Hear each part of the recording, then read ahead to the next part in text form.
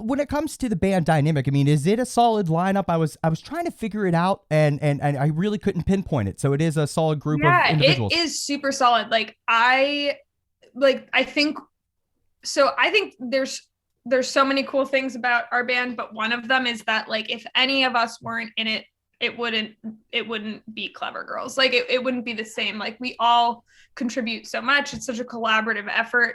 And while I write like the lyrics and like most of like the basic fundamental songwriting parts, like everybody is so responsible for how the songs come together and how they materialize and how they're produced and all of it. So we've had the same lineup for the entire time, which is like wild and such a privilege and one of my favorite parts about being in the band. So That's amazing. You know, as I was doing my research, I was looking at different videos, trying to figure it out. I mean, you never know here. It's great to see though that it is a solid dynamic of individuals that are contributing, and wow, like what a dynamic all of you are. There's four of you then, correct? yeah, yeah, there are four of us. Wow. I mean, this is by far so. Now that I have that clarity of who's like truly involved in the madness here, the thing that caught my attention about Clever Girls, the really first and still the most, is the diversity of sounds that I get in all of your songs.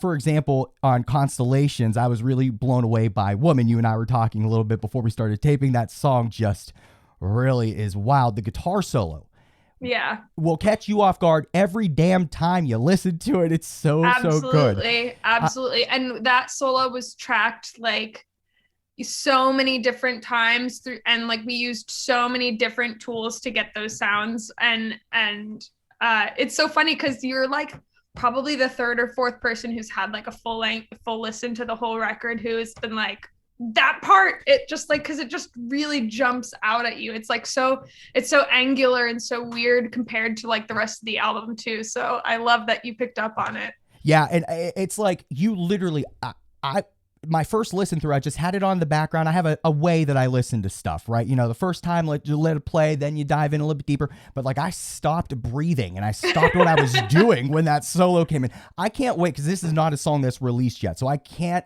wait for everybody to hear Woman when it does drop, and just get ready. Even if you're not paying attention, it's going to catch you off guard in all the best ways. But, you know, that's just one example on Constellations. But overall, like your music is just very dynamic. It's very like dreamy. It feels intentional, but loose in interpretation sometimes.